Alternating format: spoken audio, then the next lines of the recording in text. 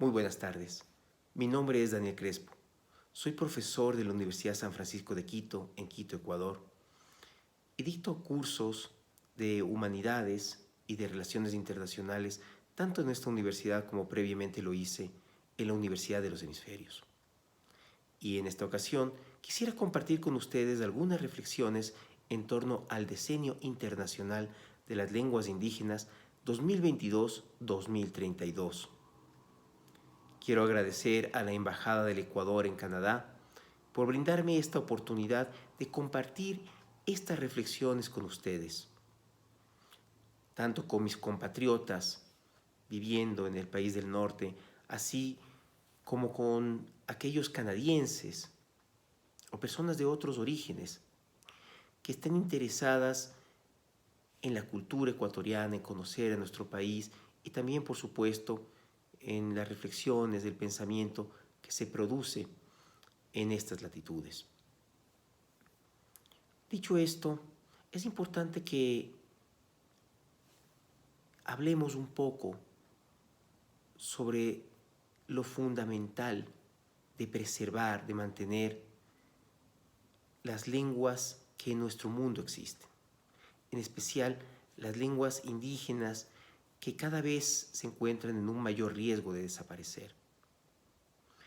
En este momento se calcula, de acuerdo a las Naciones Unidas, que existen 7.000 lenguas en el mundo.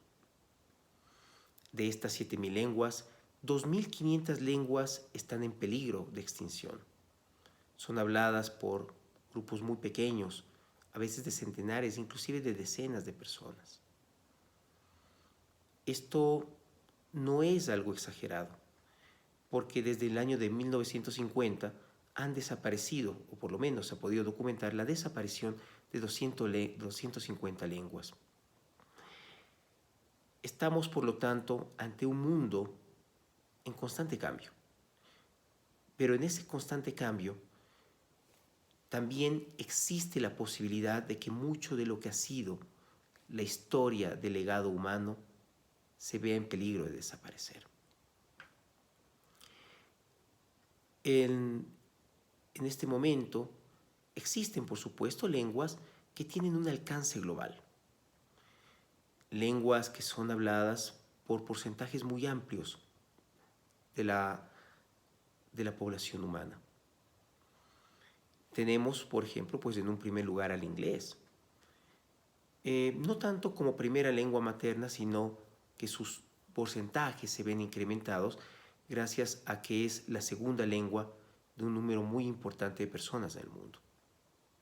Un segundo lugar lo ocupa el mandarín, el chino mandarín, que si bien aventaja al inglés como lengua materna de un mayor número de personas, pues su categoría como una segunda lengua es muy inferior a la del inglés. Tenemos detrás de estas lenguas al español, al hindi, al francés y al árabe estandarizado. Si nosotros tomamos en consideración estas lenguas, tendríamos la inmensa mayoría del género humano. ¿Qué sucede, por lo tanto, con esas lenguas minoritarias? Con ese número tan importante dentro de estas 7.000 lenguas que se encuentran en peligro. Y por supuesto también tenemos que preguntarnos qué es lo que causa que estas lenguas cada vez se vean más reducidas en cuanto a su número de hablantes y por supuesto qué es lo que podemos hacer frente a esta situación. Estas consideraciones ya fueron tomadas en cuenta por Naciones Unidas. En el año 2019 se decretó pues a ese año como el Año Internacional de las Lenguas Indígenas. La importancia de esta temática hizo que se vea mucho más allá, que se dé a este esfuerzo un aliento mayor y por lo tanto se procedió poco tiempo después a declarar por parte de las Naciones Unidas al decenio 2022-2032 como el Decenio Internacional de las Lenguas Indígenas.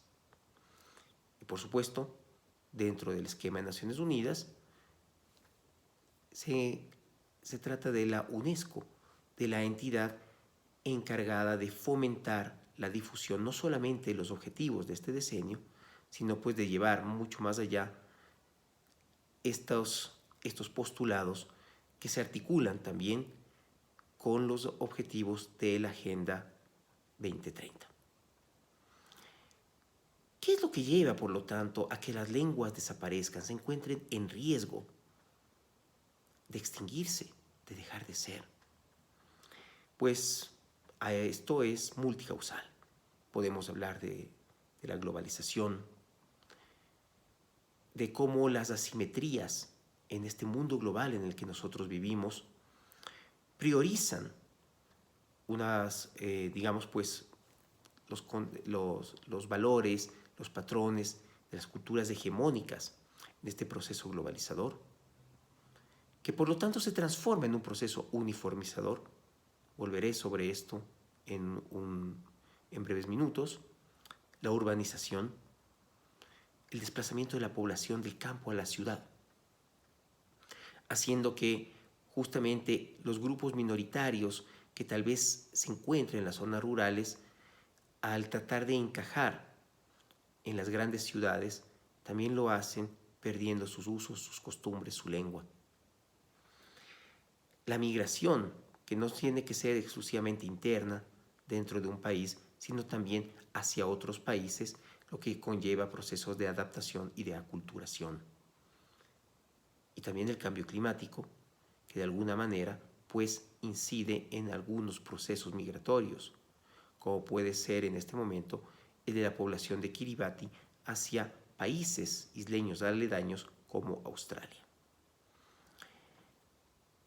Muchas veces quienes optan por dejar su lengua, por no transmitirla a las futuras generaciones, por lo tanto lo hacen por sentir que tienen un estigma que no quieren que continúe en sus hijos, en sus nietos.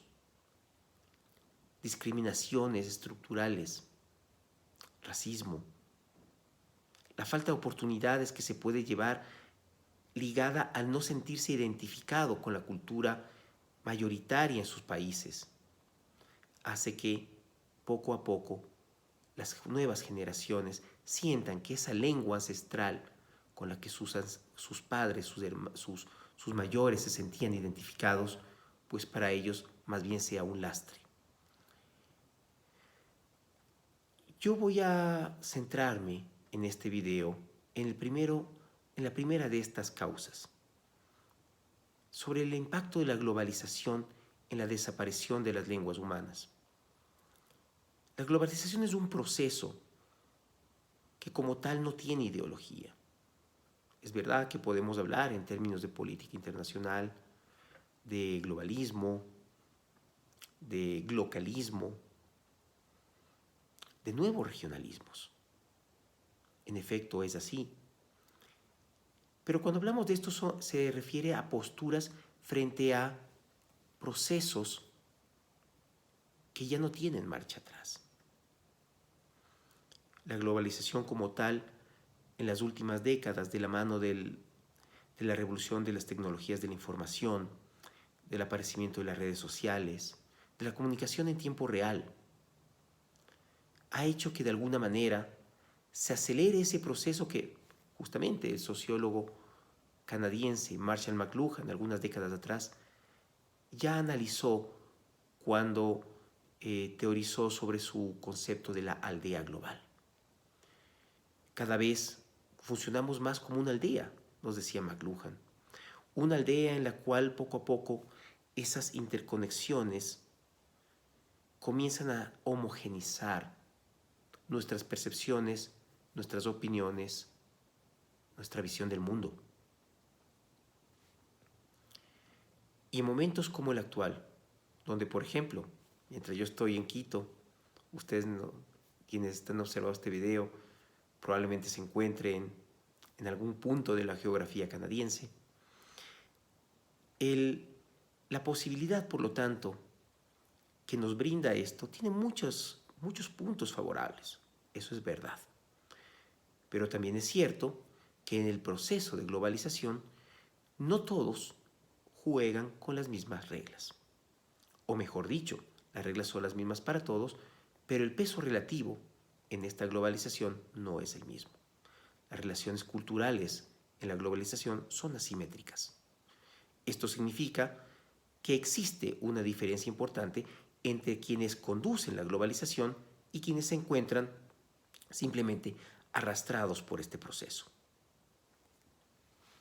Esto ha llevado a que la globalización tenga, en términos culturales, un componente mayoritariamente occidental. Y dentro de ese componente occidental, mayoritariamente proveniente del mundo anglosajón. Esto, por ejemplo, ha fortalecido la posición del inglés como la lengua franca, la lengua de uso común en la mayor parte del mundo. Por supuesto, esto no se debe solamente a lo que ha sucedido en las últimas décadas, sino que también tiene causas estructurales en la historia. La hegemonía británica, sucedida por la hegemonía estadounidense, pues obviamente facilitó que, llegado el momento de la revolución de las tecnologías de la información, el inglés se encuentre en una posición aventajada. Esto, por lo tanto, hace que, para ser parte de esta globalización, uno tenga que de alguna manera articularse, identificarse con ciertos patrones, con ciertos valores culturales y, por supuesto, con las lenguas que viabilizan de mejor manera ese intercambio en este mundo interconectado. Esto, de alguna manera, favorece de manera determinante a las lenguas que he mencionado previamente. El inglés, el mandarín, el español, el francés, he mencionado, por supuesto, antes, por número de hablantes, antes de francés, del hindi, pero en este momento pongo al francés por delante por su alcance global. Se habla francés en todos los continentes del mundo. Mientras que el hindi, por supuesto, tiene un ámbito más constreñido al subcontinente indio, aunque existen muy importantes minorías que lo hablan en otras latitudes, por supuesto también en el Canadá y también al árabe. No nos olvidemos que inclusive antes de que se dé esta revolución de las tecnologías de la información, cuando en el año de 1945 nació la Organización de las Naciones Unidas, también en función del número de hablantes, se tomó en cuenta esto para escoger a las lenguas oficiales de este organismo. Nuevamente tenemos al inglés, al español, al francés, al mandarín y al árabe. Por lo tanto, para quienes hablan lenguas minoritarias, el proceso de globalización, el insertarse en el mismo, el poder conectarse con personas de otras latitudes, implica necesariamente el aprendizaje de una lengua que sea un mejor vehículo en este sentido. Pensemos, por ejemplo, en el ámbito científico. Si yo quiero conocer aquello que está a la vanguardia en mi área, es casi inevitable que tenga que leer literatura en inglés, o en mandarín, o en francés, o inclusive en español. Pero es muy difícil, va a ser más complicado, que si yo hablo una lengua como puede ser el armenio, como puede ser el tayiko, o pensando en el caso canadiense, como puede ser alguna de las lenguas inuit o de los pueblos o de las primeras naciones, pues va a ser muy difícil que yo pueda acceder a esos mismos contenidos. Por lo tanto, el proceso de globalización, aunque nos permite conectarnos en un mundo más global y en una primera instancia nos puede dar una mayor sensación de multiculturalidad, también tiene como contrapartida la homogenización cultural y justamente la anulación de esta multiculturalidad. Con esto, de ninguna manera quiero decir que la globalización tiene que ser rechazada, porque como lo digo, es un proceso no es una ideología. Existen respuestas ideológicas a estos efectos, por supuesto, ¿no es cierto? Los nuevos regionalismos, el localismo, que combina esto de lo global con lo local, el resurgir de ciertos nacionalismos identitarios que no siempre van necesariamente por el mejor camino, son algunas formas de responderlo. Pero desde el ámbito multilateral, desde las instituciones internacionales, también se pueden encontrar respuestas que aprovechen lo mejor de la globalización, preservando y fomentando la multiculturalidad. Y es en ese contexto en el que tenemos que entender esfuerzos como aquellos que van enmarcados en el Decenio Internacional de las Lenguas Indígenas 2022-2032. En términos generales, lo que se busca, por lo tanto, es preservar, fomentar la diversidad lingüística, no solo a nivel de los estados, sino de las sociedades que componen esos estados. No se trata solamente de poner carteles en distintas lenguas, sino de que realmente esas lenguas estén vivas. ¿Y cómo pueden estar vivas? En el uso común, en el ámbito cotidiano, más allá de las aulas, más allá de los salones de los organismos internacionales. ¿Cuáles son los objetivos, por lo tanto, que tiene este decenio? Empoderar, en primer lugar, a los pueblos indígenas, porque no solamente se trata de preservar sus lenguas, se trata de buscar su reposicionamiento dentro de los diferentes países donde se encuentran, donde normalmente son minorías que se encuentran excluidas de los grandes procesos políticos, sociales, culturales, y son, por lo tanto, proclives a sentirse estigmatizados, discriminados, como mencioné hace algunos minutos, que es parte de las razones por las cuales los miembros más jóvenes de estas sociedades buscan, en efecto, abandonar sus usos, sus costumbres y también su lengua. Lo segundo es establecer a las lenguas indígenas, a su preservación, como una prioridad global. Porque esta es una problemática que no afecta únicamente a una o a dos o a tres regiones del mundo. Es algo que se encuentra presente en todos los continentes. Desde Oceanía, en países con una diversidad lingüística riquísima, como puede ser el caso de Papúa Nueva Guinea, pasando por América, hablando de los pueblos originarios, pero también lo podemos encontrar inclusive en países en los cuales no lo imaginamos así, tal vez desde estas latitudes, como puede ser el caso de Europa, donde existen muchísimas lenguas regionales y locales que están en peligro de extinción. Un tercer punto vendría a ser el reconocimiento legal de estas lenguas. Esto quiere decir que el Estado reconozca no solamente su existencia, sino que establezca normativas para su protección, su preservación y su difusión. Y, en un cuarto lugar, pues generar entornos propicios para que estas lenguas se preserven y se mantengan vivas. Como digo, no se trata solamente de que exista una normativa, sino de que las personas sientan que esas lenguas que hablan, que son parte de su identidad, son de importancia no solo para ellos, sino para toda la sociedad en su conjunto del país del cual forman parte. En el caso del Canadá, tenemos un país de 37 millones de personas. El segundo país más extenso del mundo tiene una población relativamente escasa. Pero dentro de ello es un país que goza de una muy interesante riqueza cultural, de una diversidad mayor de la que ese reducido número de habitantes parecería reflejar.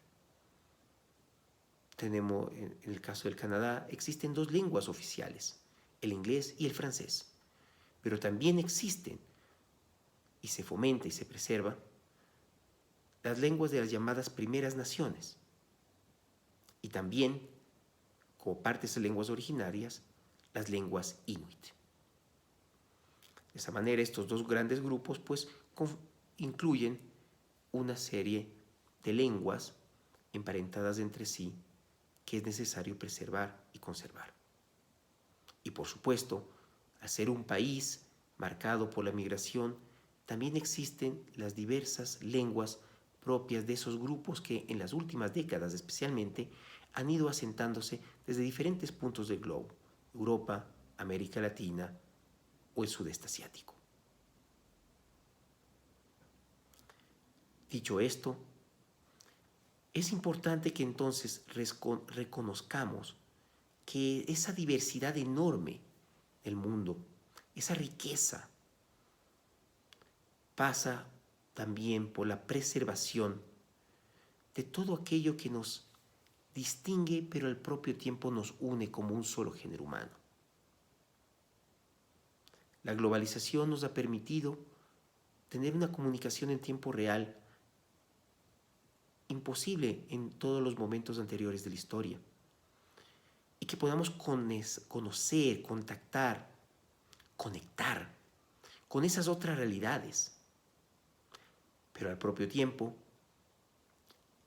eso ha hecho que estas realidades se vean afectadas, se vean de alguna manera vulneradas por las asimetrías propias del proceso globalizador. Es importante, por lo tanto, que tanto gobiernos como sociedad civil preserven en sus respectivos países esa riqueza, esa diversidad. La lengua no es un simple algo más en la identidad de un grupo humano. Un grupo humano se identifica en función de su historia, sus valores, sus usos, sus costumbres, sus creencias y, por supuesto, sus lenguas. Es algo íntimo de la identidad. Es el vehículo a través del cual nos comunicamos y también trasladamos nuestra cosmovisión, nuestra visión del mundo. La riqueza detrás de la etimología, del origen de cada palabra. La belleza en la cadencia de cada lengua es parte de nuestra historia común. Y por lo tanto, es parte de ese legado que no puede perderse. Estos objetivos y este decenio, por lo tanto, nos interpelan directamente a la importancia de ser parte de ese todo, de este mundo, y a la vez reconocer la riqueza de cada uno de sus rincones. Espero haber sido de utilidad, espero haberles aportado con algo con este video y por supuesto a futuro estaré encantado de volver a colaborar nuevamente con la Embajada del Ecuador en el Canadá y con nuestros conciudadanos en ese hermoso país. Un abrazo y hasta la próxima.